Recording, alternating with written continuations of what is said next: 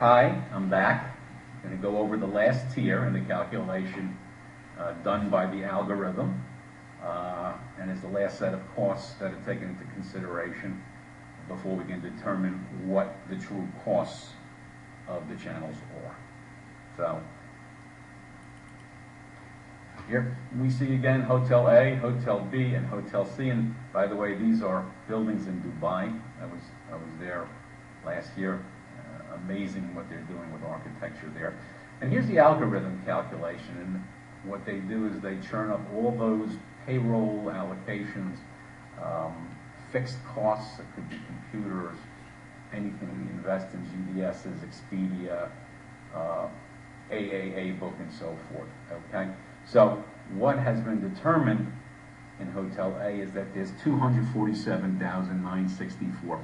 And by the way, I just was told that the clarity of the screen is not very good, so I put in some larger screens, and I'm hoping that we can resolve this later.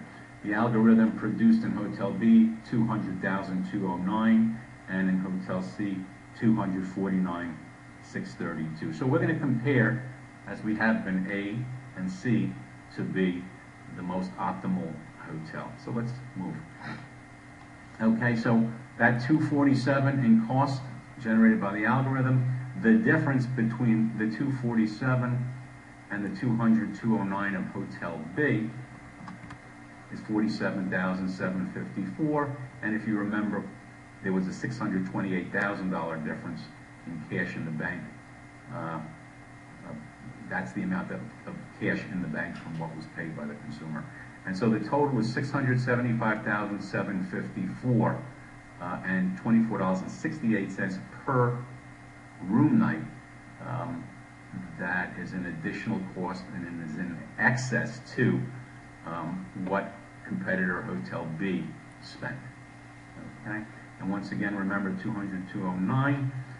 Hotel C, we're comparing the 249 to the 200,209. That is $49,403. The cash, if you recall, was $1,117,000 for a total of $1,166,403. And that breaks down to $39.80 more per room in excess cost that's gone through Hotel C because they haven't efficiently optimized. So here again is the annual report.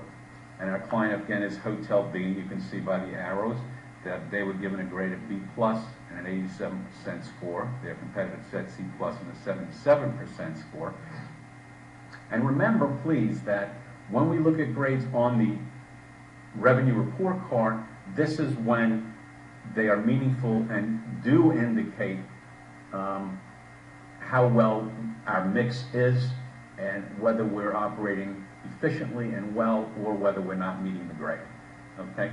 We also will typically put a number of comments down below on the report card and give some suggestions. In this case, the PMS provider, we had suggested that through their PMS they set up pace reports to monitor the reservation channel, the reservation channels to see how they're doing in each channel in terms of pace.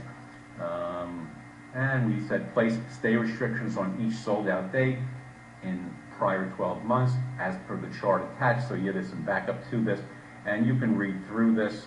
Just freeze your screen if you would, but there's a lot of good stuff here. And you know, if you follow it, a lot of you know this, so it may be redundant in terms of what you're doing, but it's a good reminder.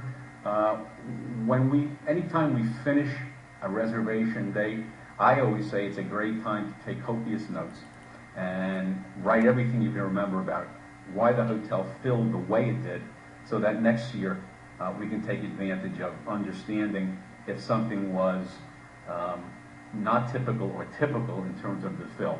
So, you know, it's something that I do. That's it for today, and this is how we come to our final calculations, and happy to answer any questions. We'll go over a few other screencasts on things that might interest you.